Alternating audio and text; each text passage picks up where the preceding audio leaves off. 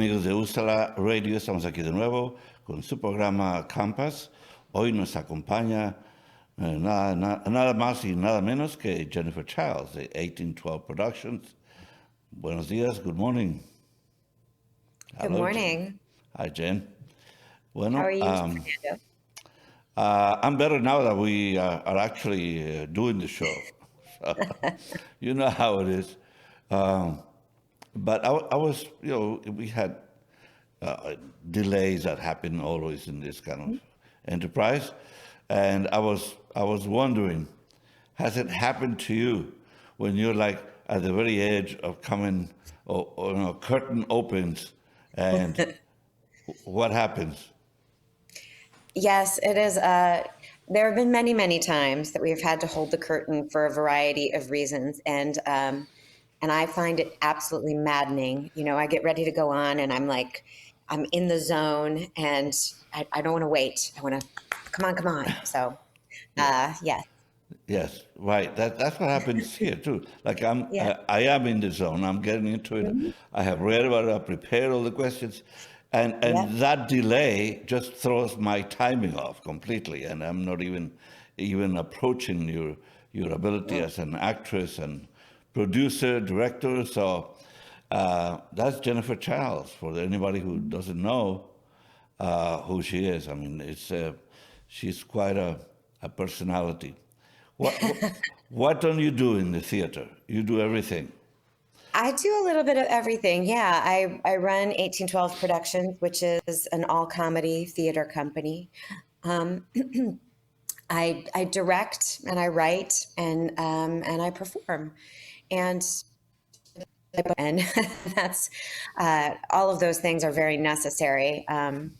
If the budget doesn't happen, the performance doesn't happen. So, Right. um, but yeah, there are far worse things I could do to make a living. I am very lucky in that I love what I do, and so much of what 1812 is about joy and laughter and sharing that with people. And that just feels like a very good mission, especially right now. I think the world needs more comedy. So. Right. I mean, I know in your description, your mission. I like the words of your mission because you must have thought seriously about what to say about that. Your mission, dedicated to creating theatrical works of comedy and comedic works of theater that explore and celebrate our sense of community, our history, and our humanity. That's Yeah. a pretty serious mission. Yeah. We're serious about our comedy. Well, Yeah. you know what? There is a comedian in charge of a country right now. So, so that's Yeah. amazing. That's amazing to me. To go Yeah. from being a comedian to being a war hero and saving your Yeah. country. Yeah. Well, I mean, I think that there's one of the things that I'll say about comedy is that it's a very specific way of looking at the world. And I often say that like comedy allows me to look at things in that I find difficult to handle, you know? And I think comedy is a great, we always say when people are laughing, they're open, you know, their arms are uncrossed, their mouths are open, they're ready to listen, they're ready to engage in conversation. I think that comedy is actually a really great door opener, you know, it's a great way of putting people at ease so that you can then have difficult conversations. Right. And as I said, you know, there are often times where I will make work about something that I actually find very, very difficult, and that I don't know how to grasp the comedy in it is a way of taking the fear out of it for me, and taking the pain out of it for me. So, you know, and we do a lot of political humor, and that's so anytime you tackle those kind of really difficult subjects, it's finding the way to kind of take the power out of that is, I think, very powerful. Yes. Humor can sometimes get the message across without being heavy. It's just you get to say what you want to say in words that make people laugh, and they don't Yeah. know if sometimes you don't know if you should laugh or cry at some of the stuff that we hear. So No, it's true. It's true. And I mean, you think about it like with kids or anything, you know, when you go shame, shame, shame, and don't do that and da da da, it's like what happens is people shut down. They completely shut down and they don't want to listen. But if you come at them with openness and with humor, they return that openness. yeah. So Jen, just in case, I mean, because we might have an audience that doesn't know anything about 1812, doesn't know anything about Philadelphia and the theater here, and we're going to be on social media, on YouTube, and so the beginnings of 1812. I mean, the name and all that. You can very quickly. I'm sure you can bring us up to date. Sure. 1812 has been around for 26 years. This is our 26th year.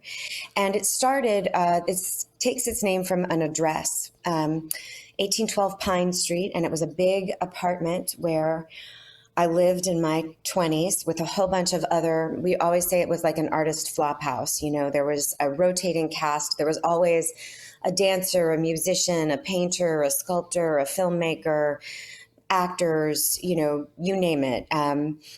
It was a four-bedroom apartment, 5 if you like turned the closet into a bedroom, which we did sometimes. And it was a place where we had no money. We were all young artists, but it's a place where we were constantly making something out of nothing and laughing a whole lot. And one of the people that I lived with while I was there, Pete Pryor, he and I are both University of the Arts graduates. And so in the late 90s, we started 1812 Productions together with a mission to entertain and educate through comedy. And, you know, the company has evolved over the years, but we now we have a 3-show season, and we also have education programs that have been in place for 25 years at South Philadelphia High School and the Widener School for Children with Disabilities. And, you know, we share comedy on stage, but we also share comedy in the classrooms. So. Yeah, well, and yeah, it must have been a gigantic apartment because the way you describe it, the number of people who actually spend nights there. And yes. I was curious about something. You said the occasional German visitor. So I don't know what that means. Well, it was one day the doorbell rang and we went downstairs and there were these 2 German girls and they asked one who was no longer living there, and they said, "Oh, well, Adam visited us, and we met Adam in Germany, and he said if we were ever in Philadelphia, we could stay with him at 1812 Pine Street." So we said, "Oh, come on!" They stayed with us for 3 or 4 months. Wow. Yeah, but it was that sort of, you know. We didn't have television because we couldn't afford cable. And at the time, you know, this was pre-streaming, this was all of that stuff. So we would have house books that we would read. You know, we would get a cheap bottle of wine. And I think we read all of Kurt Vonnegut's books that way, where we would just sit around. It was very, you know, felt very Little House on the Prairie, but a little grungier. And yeah, we would drink cheap wine and read to each other, you know, because again, and there were certain nights, obviously, that we would go out or we would be doing things, but we didn't have a whole lot of money. So, and we would also just make each other laugh a whole bunch. And that idea of, you know, at the time that we started 1812, there was a statistic going around saying that the average person laughs only once or twice a day. And I thought, that's terrible. That's not enough. That's bad for your health. So, yeah. I'm sure you laugh more than once, twice a day, right? I do. Yes, in your household, because I think Scott is probably making you laugh all the time. Yes, right? Yes, laugh, laugh, laugh. No, Scott, Scott is my husband, who is an actor and is a really fine actor, and yes, is also very funny. So Yeah. What is he doing right now? Is he in a play? he's doing Cat on a Hot Tin Roof at the Walnut Street Theater, and he's playing Big Daddy.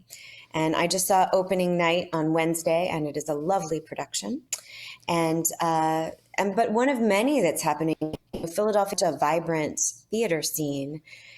It's really, really exciting, and that with companies of all different sizes. The Walnut is obviously a huge company, but then you've got Inishnua and Azuka, who are smaller companies that are producing really interesting and vibrant work as well, and a whole spectrum.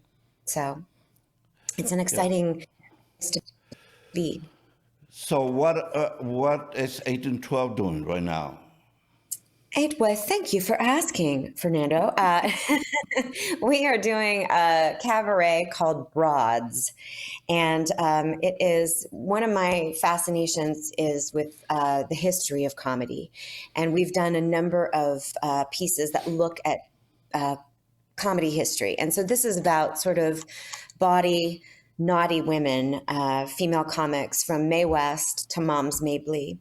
And it looks at a lot of these early comedians who were really, rule breaking and groundbreaking, and were not afraid to kind of take up space and be unapologetic, and playing with the kind of comedy that I think most people considered a man's world. And but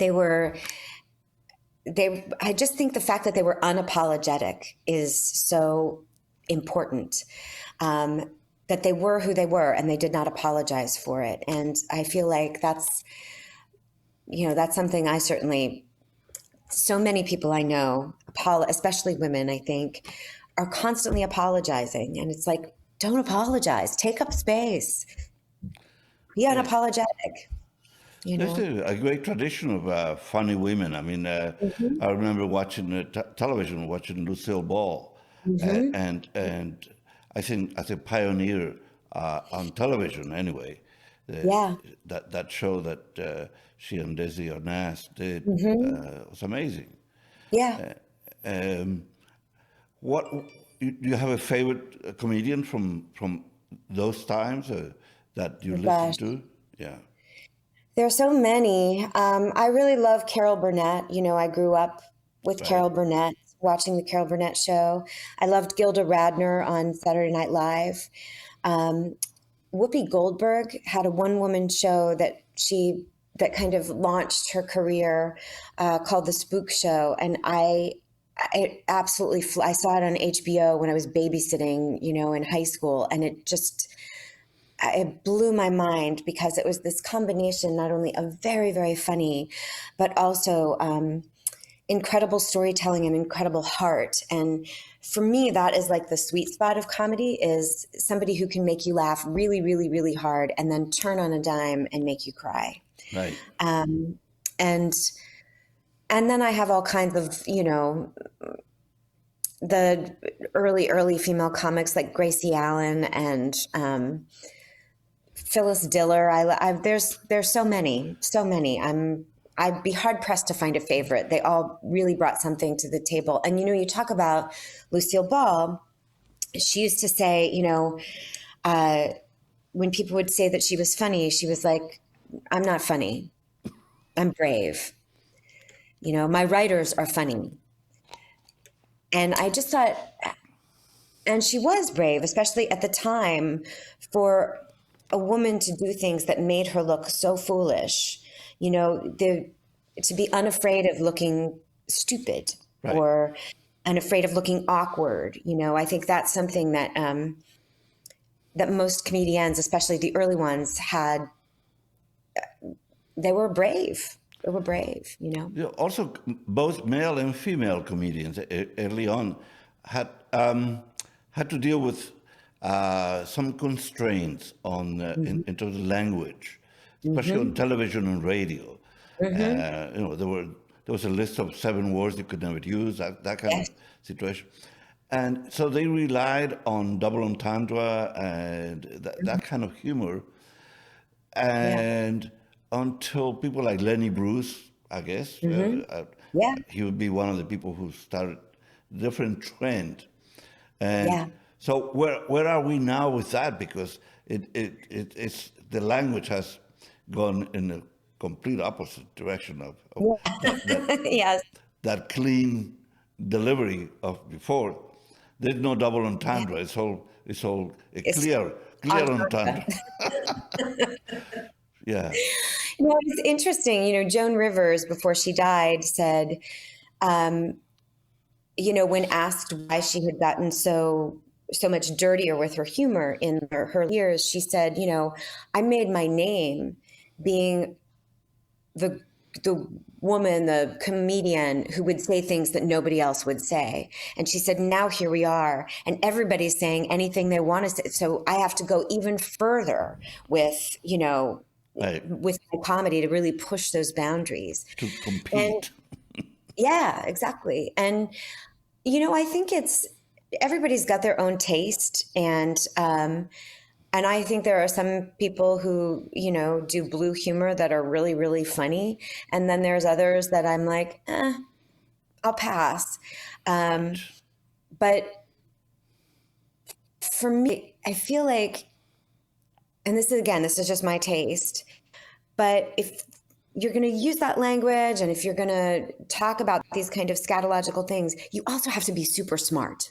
Right. And you also have to be very, very clever. There's a lot of times that it's because if you're relying on a dirty word to be the laugh, the dirty word isn't the laugh; it's the punctuation, you've got to have you have to have something underneath it. There has to be meaning underneath it. Otherwise, it's just shock value. And after you've been shocked a couple times, the shock value wears off. And so best comics I find are those who are able to kind of combine those two worlds. And people make fun of me in we do a political humor show every year called This Is the Week That Is. And, some of the actors and artists who are in it make fun of me and my rule that we only have a couple of, we can only say, drop the F-bomb like once or twice. Like there's a bank and there's only a couple of those in our bank and we have to use them. But I'm like, again, I sort of feel like, use it at a place where it really gives you bang for your buck, and where it really punctuates and adds to the joke as opposed to Right. trying to be the joke all the time. Right. Yeah. It's what is it? The whole thing about comedy is what is it? Plus, Tragedy plus time. plus time. Right. Yeah. There was a comedian talking about that the other day on the radio. He was like, somebody said it was comedy plus timing. So that sort of changed the whole definition. It's not the same thing. No. No, I mean, there's a whole bunch of, Mel Brooks has some really great sayings about comedy. I mean, the idea of tragedy plus time is true for some forms of comedy. That's absolutely, Right. there's also in that similar vein that they say, you can make fun of the smoke, but you can't make fun of the fire. And so, it's, I don't know, gun violence is not funny. It's just not funny. Right. But that's the fire. What's the smoke around it? And the smoke around it is the way that people deal with it and the ridiculous reasons that people come up with for not giving up their guns, or, for not supporting gun control, etc. And so that's one thing. And in terms of tragedy plus time, I think one of the things you'll hear a lot of people say is, too soon, too soon. We made a joke about the Phillies losing the World Series in our show, and the audience was like, too soon. And it's like, but a year from now, we'll be able to make a joke about it and it won't be too soon. It'll be a tragedy, but plus time. And now we can laugh at it. Right. So all of these sayings are true. But yeah. I'm enjoying this, looking at humor from your point of view, looking Yeah. at what makes you laugh? Oh gosh. I mean, for the most part, the people that I have the opportunity to interact with make me laugh a whole bunch. I'm like, yeah, my family is my daughter and my husband. We're a great little trio, and I have laughed some of the most with like the three of us sitting around and playing games and cards and entertaining each other. I was a member of Comedy Sports Philadelphia for a long time, and that's still running. It's the longest running improv comedy show. They run every Saturday night at the Adrian Theater. And the improvisation, that sort of like watching people's minds work really fast, that Right. makes me laugh. There's, I don't know. I enjoy laughing. Stupid things make me laugh. There are some there's some times where, as a student of comedy, I sometimes get in my own way, because if I'm watching something, I will often start analyzing it as opposed to laughing at it. So Right. there's Right. times where I'll appreciate something, and I go, "Oh, I see what that's fun. I see what they're doing. Okay," but I'm not laughing. I'm studying, and Right. so Yeah, I suppose you have a great time analyzing somebody like Seinfeld, a comedy about nothing, and you end up laughing. yeah, That's genius. I mean, that's it is absolutely genius. And I think what is most genius about it is because there's all these different kinds of comedy. They talk about like comedy of surprise and comedy of shock value or things like that. But there is also, or laughter, I guess, laughter of surprise, laughter of shock value. There's also laughter of recognition. And that's a lot of times what Seinfeld would do, getting lost in the parking garage and not being able to find your car. That is laughter of recognition, because we've all done that, right. Right. It's those little tiny moments. And it's why, husband and wife humor was funny for such a long time, and still is. When people talk about, oh, my husband does this or my wife does this, there's that laughter of recognition, because I go, oh, I'm right there with you, you know. That's right. Yeah. Larry And David, who used to write for Seinfeld, because he was one of he has his own show. Curb Your Enthusiasm. And there are a couple of things that we enjoy replaying them, because it's just amazing, and it's about timing, it's about recognition, something that could happen to you at any point. A reservation that you made and somehow they lost it, and Yes. who Yes. hasn't gone through that kind of Yes. stuff. And there's something interesting about what Larry David does too, which I think great comics also allow for, is there's that thing of, so there's somebody lost your reservation. There's that laugh of recognition. But then Larry David's character does something ridiculous and outrageous to get the reservation back, something we would never do. But like the comedian gives us license and does the things that we wish we could do, Right. Right. oftentimes, even if it goes horribly awry. And but so it's very interesting to I find comedy just fascinating to sort of dissect. Speaking of the show that's going on right now, Broads is still playing until when? Until Sunday. Till Until Sunday. Sunday. Just this weekend. Yep. So will you talk a little bit about what the women in that show, because there's very specific personalities doing each one of the interpretations, no? Yeah. So it's the show features three local actresses who are all incredible: M.B. Scallon, Melanie Finister, and Rebecca Robbins, and they all play themselves, but they also then adopt the persona of a number of these different famous female comics. And we look first at Mae West, and Mae West had, you talk about double entendres. There were plenty of them, and some of them even too naughty to say on, on air, but, save a boyfriend for a rainy day and another in case it doesn't rain. She was just the queen of the one-liners, but was very, she embraced her sexuality in ways that women were not supposed to do. She was called the bad girl.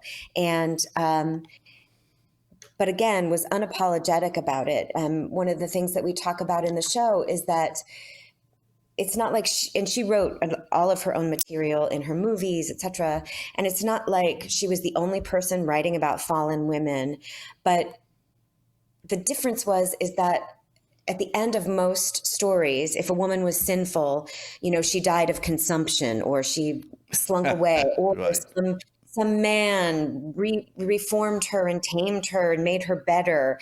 But in Mae West's world, it was like, no, I'm a bad girl and I'm going to stay a bad girl. And as the quote that we use of hers is, the moral of the story is that good girls may go to heaven, but bad girls go everywhere. And so with Mae West, it was looking at her ownership of her own material and being unapologetic about her sexuality. We look at, there were a whole bunch of women who sang what they called the dirty blues, including a woman named Ida Cox, who was known as the Sepia Mae West, and just some, but she was in the same world as like Ma Rainey and Bessie Smith. And so there was this, you talk about double entendre. The titles of all of these songs were, I ain't gonna give you none of my jelly roll, and some other ones, pin in your cushion, banana in your fruit basket, please warm my wiener. There's all these very allusions to the act. And so we look at the Dirty Blues. We look at Sophie Tucker, who was an incredible vaudeville comedian who was told that she was just far too big and ugly to ever make it on the serious stage, and went on to reinvent herself as, the last of the Red Hot Mamas. We look at Moms Mabley, who was just a groundbreaking comedian, was the first female comic to play the Apollo Theater, and really, really, she was a really incredible, not only comic, but also civil rights activist. And we look at many, and there's a whole bunch of other ones in between who just were dirty joke tellers. And, but it's all about ownership, Right. This year and last year, women have been talking a lot about ownership of our own bodies. And here were comics who, even back in the day, were saying, no, you don't, this is mine, and I'm going to talk about it and do with it what I want, Well, Jen, we're going to take a short break because I'm enjoying this conversation about humor. And so we're going to do another segment. Okay. So, estamos en compañía de Jennifer Childs de 1812 Productions, hablando sobre el humor, la comedia, diferentes métodos de hacer reír a la gente. Así que no se vayan, regresamos en un momento aquí en Usalamedia. Les habló Fernando Mendez. Pagano's Market and Bar has been serving gourmet Italian foods in Center City for 3 generations. Call Matthew Pagano for all your catering needs, and during these difficult times, please mention Fernando Mendez and receive a nice discount along with free delivery. Pagano's also makes the finest gift boxes in the city for all your holiday needs. Visit paganosmarketandbar.com. Amigos de Usalamedia, estamos aquí de nuevo con su programa Compass.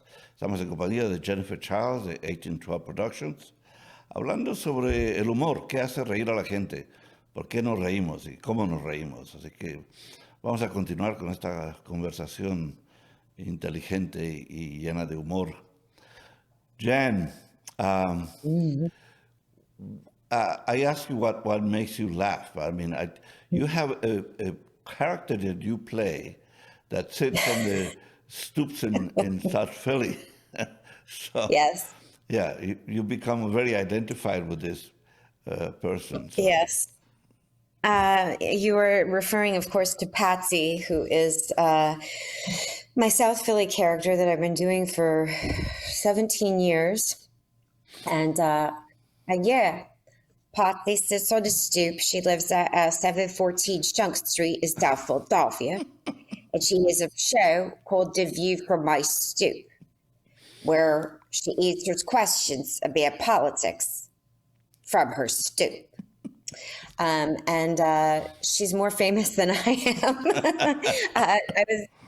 It's funny. I was telling this story the other night. So we've been doing this political humor show for 17 years.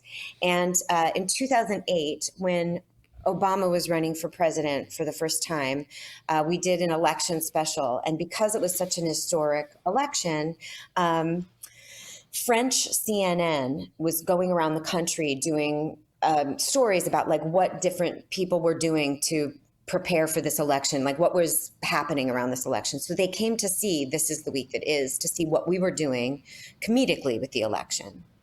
And afterwards, their favorite part was Patsy. And I was like, how? South Philadelphia, France. And they were like, no, we know that woman.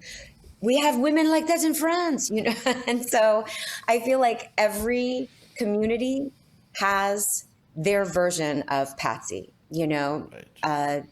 Somebody who dispenses this wisdom, who says it like it is, who has no filter, every culture, every community, has their version of Patsy. So. I wonder how Patsy translated into French. It would be interesting to see that. I know. Well, I was going to say, I was thinking this question of translation, and Fernando has translated many of our shows into Spanish for Spanish captioning that we've done. And I'd be interested in hearing, we have had conversation about the fact that sometimes translating comedy is really almost Right. impossible. Oh, that's what they always say, that humor is what is lost in the translation. So Yeah.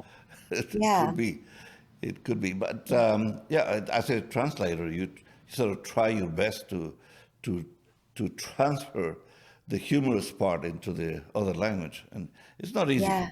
Especially if it No. relies on double entendre and the words that immediately sort of bring to mind laughter. So that Yeah. it's very difficult to do Yeah. a fair translation of comedy. Yeah.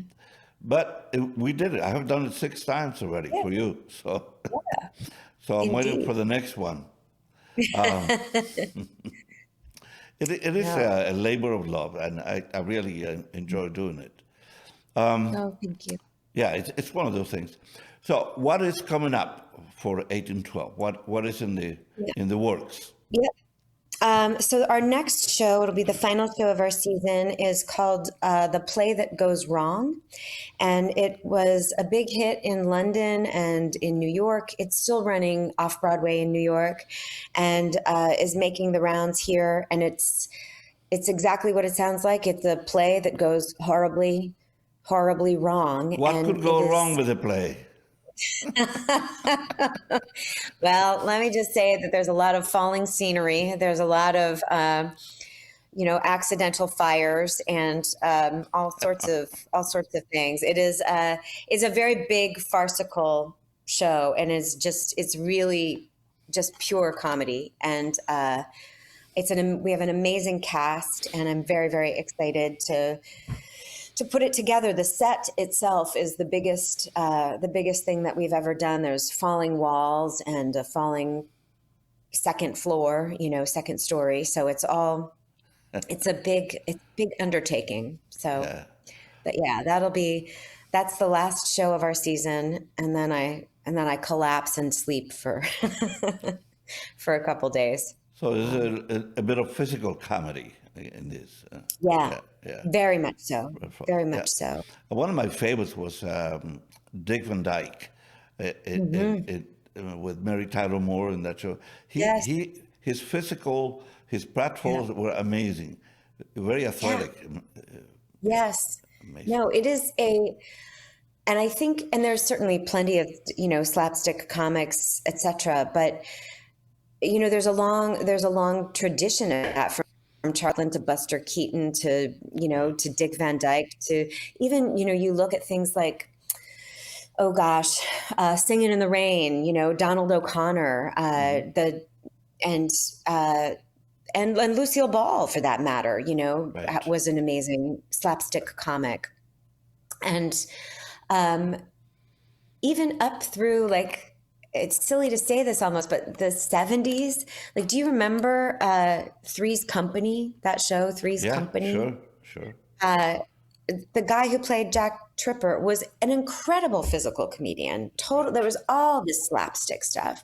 So I don't know that it's fully gone away, but I'm trying to think of whether there's a contemporary show that features that kind of slapstick comedy in the same way. And I can't Yeah, think of I a can't. contemporary I'm not one. watching that much. We used to watch the main networks, ABC, CBS, and NBC, and now it's like it's dispersed. So Yes. it's very difficult to. Sometimes I watch Jeopardy or any of those shows, and they mention television shows that supposedly are very well known. I have no idea Yeah. who they are. Yeah, I know. It's true. No idea. It's So. true. No. Mostly because things like Netflix and or HBO, they have taken over a lot of the entertainment, and Yeah. it's difficult. So Yeah.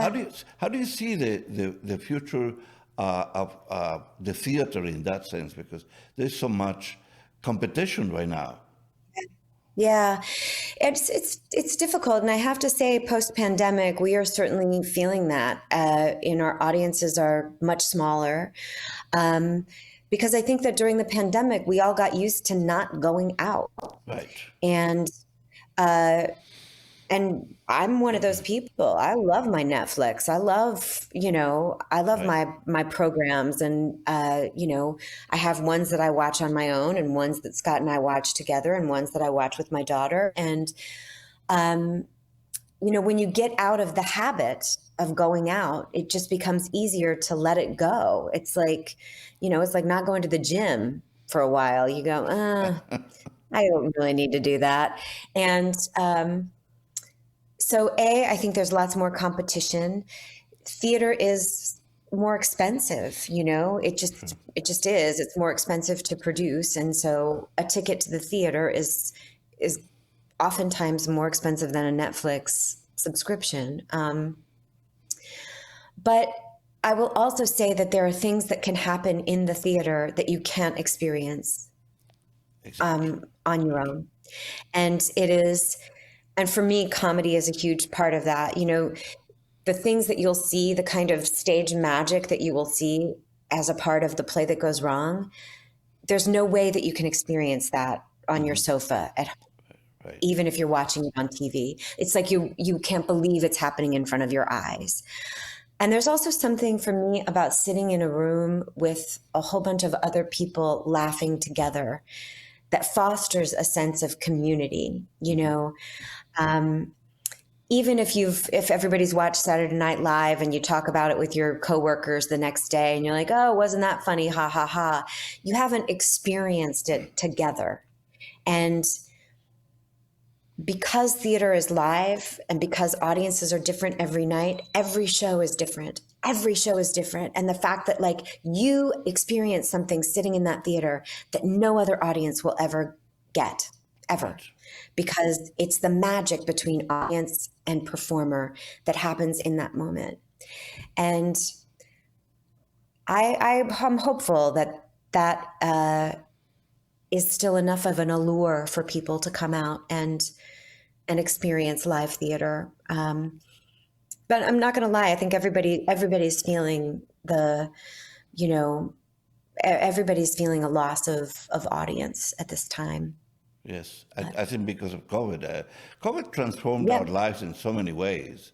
Think Yes. of travel, the way it affected our plans to travel anywhere.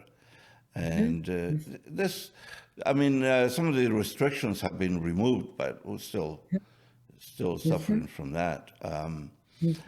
But we should not end a conversation like this on No, sad notes about COVID. So are we going no. from presidents are usually the subjects of a lot of comedy.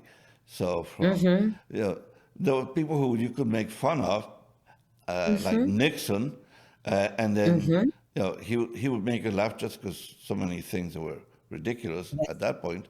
The five Cubans who broke into the Democratic headquarters. I mean that Yes. was a lot of comedy there. Not when it happened, but later Yeah. on. Looking right. back, I think Yep. comedy in that sense. I think politics is funny sometimes looking back, not in the moment, but maybe when Yeah. we have time to meditate. Yeah. Yeah. Tragedy plus time, Are we missing Mr. Trump right now? No, no, I'm not. There's politics has really shifted over the past 15 years, since we've been doing so. Biden was in looking at political humor. When we started, it was George W. Bush. Then we had the Obama years. Then we had Trump, and now we have Biden. So it's been very, very interesting to do political humor in all of those different presidential times. With all those different presidents at the forefront. And what was tricky for me about Trump is that there was an awful lot to lampoon. Yes, there was an awful lot to make fun of.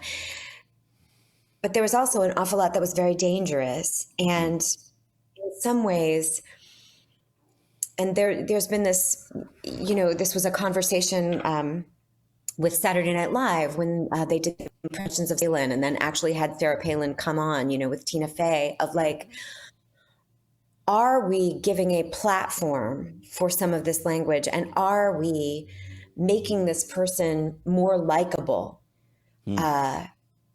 in seeing them in this more human way? And